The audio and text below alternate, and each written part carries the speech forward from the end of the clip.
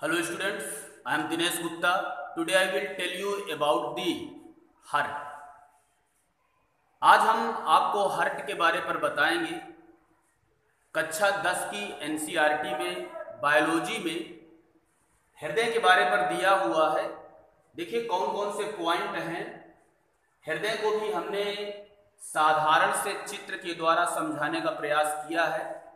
तो हृदय हमारे शरीर का पंपिंग आर्गन होता है, मतलब यही ऐसा अंग है जो रुधिर को पूरे शरीर पर पंप करता है। ये ऐसा आर्गन है जो रुधिर को पूरे शरीर पर पंप करता है।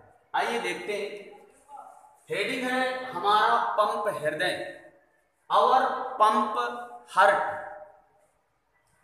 क्या है? यह एक पेशीय अंग है। पेशी अंग का आप मतलब समझते होंगे, मतलब यह मांसपेशियों का बना हुआ है। ठीक, यहाँ पर बोन्स नहीं है, यहाँ पर मांसपेशियां हैं और मांसल अंग है एक। ये जैसे मांस का लोथड़ा होता है उसी प्रकार से यह एक रचना है। तो यह एक मस्कुलर आर्गन है या एक पेशीय अंग है। ठीक, यह मुट्ठी के आकार का होता है। मुट्ठी के आकार का मतलब बंद मुट्ठी के आकार का, इस प्रकार का इसका कुछ आकार होता है, अर्थात ऊपर का भाग चौड़ा होता है लेकिन नीचे की ओर आते आते ये थोड़ा सकरा हो जाता है। तो यह मुट्ठी के आकार का होता है, बंद मुट्ठी के आकार का। इसके बाद हृदय में 4 कोष्ठक होते हैं, 4 चैम्बर होते हैं। हमारे हृदय पर 4 कक्ष हैं, 4 चैम्बर हैं। कौन कौन से हैं? बायां अलिंद, बायां निलय, दायां अलिंद, दायां निलय। ये 4 कमरे हैं हमारे हृदय पर। ठीक, अंग्रेजी में बोलते हैं left auricle, left ventricle, right auricle और राइट वेंट्रिकल। ये 4 कक्ष हैं। यहां पर अगर आप चित्र में देखें तो ये दायां अलिंद है, इधर की तरफ ये बायां अलिंद है, ये दायां निलय है और ये बायां निलय है। इस प्रकार से हृदय में 4 कक्ष होते हैं। नेक्स्ट, इन कोष्ठकों के कारण ही शुद्ध रुधिर तथा अशुद्ध रुधिर आपस में मिल नहीं पाते हैं। ये जो कोष्ठक है ना, इन कोष्ठकों के कारण ही हमारे शरीर में शुद्ध रुधिर और अशुद्ध रुधिर आपस में मिल नहीं पाते। याद रखना, शुद्ध रुधिर का मतलब क्या होता है? जिस रुधिर में ऑक्सीजन की मात्रा ज्यादा हो। फिर सुनिए, शुद्ध रुधिर का मतलब होता है जिस रुधिर में ऑक्सीजन की मात्रा ज्यादा हो। और अशुद्ध रुधिर अगर हम बोले तो अशुद्ध रुधिर का मतलब है कि जिस रुधिर में कार्बन डाइऑक्साइड की मात्रा ज्यादा हो। ठीक, तो ये हुआ यहां पर। तो इन कोष्ठकों के कारण, ये जो 4 चैम्बर बने हुए हैं, इन्हीं के कारण शुद्ध और अशुद्ध रुधिर आपस में मिल नहीं पाते। ठीक, शुद्ध रुधिर को हम ऑक्सीकृत रुधिर कहते हैं और अशुद्ध रुधिर को अनऑक्सीकृत रुधिर कहते हैं। ठीक, ये पॉइंट ध्यान देना। तो ये इन कोष्ठकों के कारण ही रुधिर जो शुद्ध और अशुद्ध है वो आपस में मिल नहीं पाते हैं। एक चीज और याद रखना, जो शुद्ध रुधिर होता है वो बाएं तरफ रहता है। ये इस पोर्शन की तरफ, इधर ये हमने रेड कलर की ये बनाया है इस रचनाएं, तो इधर की तरफ बाएं तरफ शुद्ध रुधिर होगा। यहां पर हम लिखे देते हैं, ये बाएं तरफ जो होगा वो शुद्ध रुधिर होता है और दाहिने तरफ इधर की तरफ अशुद्ध रुधिर होता है। कभी कभी ये भी आ जाता है कि शुद्ध रुधिर हृदय के किस भाग की तरफ रहता है, तो बाएं तरफ रहता है और अशुद्ध रुधिर दाएं तरफ रहा करता है। एक चीज और याद रखना, हमारा जो, अगर हम ऐसे खड़े हैं तो हमारा जो दायां है वो इधर की तरफ बायां हो जाता है जब हम ऐसे पढ़ाते हैं। देखिए इस प्रकार से ये हमारा दाहिना है, ये हमारा दाहिना है, तो इधर की तरफ ये क्या है? बायां है। ये याद रखना। ठीक, तो बायां इधर और दाहिना इधर, बाएं तरफ शुद्ध रुधिर और दाहिने तरफ अशुद्ध रुधिर। फिर क्या है? अशुद्ध रुधिर में CO2 प्रचुर मात्रा में होती है, मतलब जो अशुद्ध रुधिर है उसमें कार्बन डाइऑक्साइड की मात्रा ज्यादा होती है। इसे छोड़ने के लिए रुधिर को फेफड़ों में जाना पड़ता है। इसे छोड़ने के लिए रुधिर को कहाँ जाना पड़ेगा, फेफड़ों में जाना पड़ता है, और फिर वहां से ऑक्सीजन को ले करके यह शुद्ध हो जाता है और फिर इसको पूरे शरीर में वितरित कर दिया जाता है। ठीक, तो ये समझ गए होंगे। फुफ्फुस से या फेफड़ों से ऑक्सीजन लेकर यह रुधिर शुद्ध हो जाता है ना। जब ये इसे फुफ्फुस में छोड़ आया कार्बन डाइऑक्साइड, वहां पर फुफ्फुस का मतलब क्या है, फेफड़े हैं। फुफ्फुस का मतलब फेफड़े अर्थात लंग्स हैं।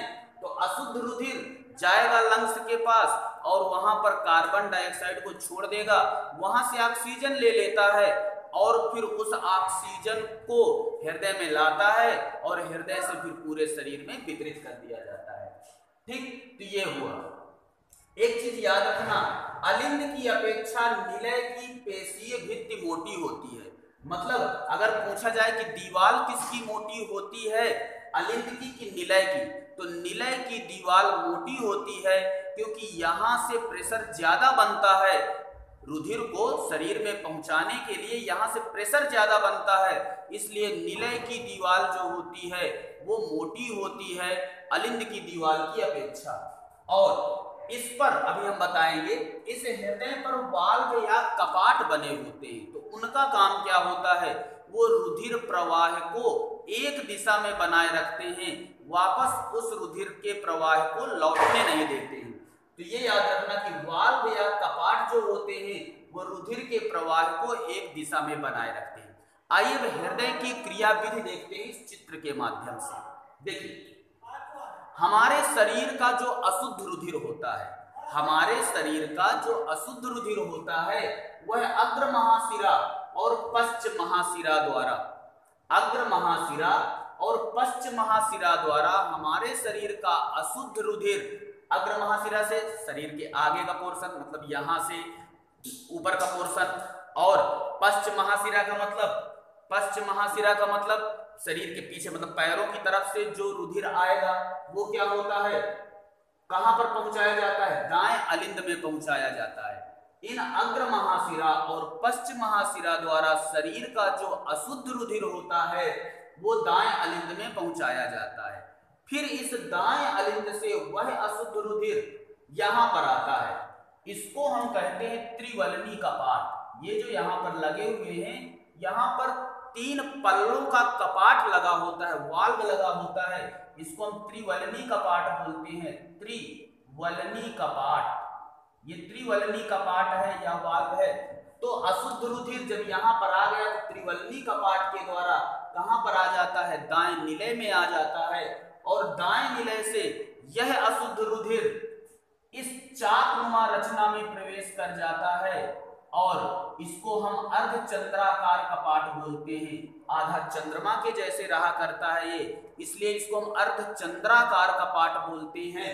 इस अर्धचंद्राकार कपाट से रुधिर कहां पर पहुंच जाता है, आप देख रहे हैं फुफ्फुस धमनियों में पहुंच जाता है। मतलब ये धमनियां फेफड़ों को जाया करती हैं। आपको पता होगा धमनियों पर शुद्ध रुधिर बहता है, लेकिन ये फुफ्फुस धमनियां, फेफड़े वाली ये धमनियां ऐसी धमनियां हैं जिनमें अशुद्ध रुधिर बहता है। ये एग्जाम में आता है कि धमनियों में तो शुद्ध रुधिर बहता है, लेकिन फुफ्फुस धमनियों में कैसा रुधिर बहता है, तो फुफ्फुस धमनियों पर अशुद्ध रुधिर बहता है। और ये फुफ्फुस धमनियां कहां पर गई हैं, फेफड़े में गई हैं। वहां पर फेफड़े में गई हैं तो अशुद्ध रुधिर फेफड़े में पहुंच जाएगा और वहां पर कार्बन डाइऑक्साइड को छोड़ देगा, फेफड़ों से ऑक्सीजन ले ली जाएगी, और जब ऑक्सीजन ज्यादा मात्रा में रुधिर में हो जाएगी तो अब इधर की तरफ आइए, उन फुफ्फुसों से, उन फेफड़ों से क्या लगी हुई हैं, शिराएं लगी हुई हैं, और इन फुफ्फुस शिराओं पर शुद्ध रुधिर बहता है। जो ऑक्सीकृत रुधिर है वह इन फुफ्फुस शिराओं से आएगा। वैसे शिराओं में याद रखना अशुद्ध रुधिर बहता है, लेकिन फुफ्फुस शिराएं जो हैं ये पल्मोनरी वेन्स बोलते हैं इनको। ये जो फुफ्फुस शिराएं हैं यही ऐसी शिराएं हैं जिनमें कौन सा रुधिर बहेगा, शुद्ध रुधिर बहेगा। तो शुद्ध रुधिर इन फुफ्फुस शिराओं से, फेफड़ों से कहां से आ जाता है, कहां पर आ जाता है, बाएं अलिंद में आ जाता है। तो याद रखना क्वेश्चन आता है कि फुफ्फुस शिराएं कहां पर खुलती हैं, तो फुफ्फुस शिराएं बाएं अलिंद में खुलती हैं।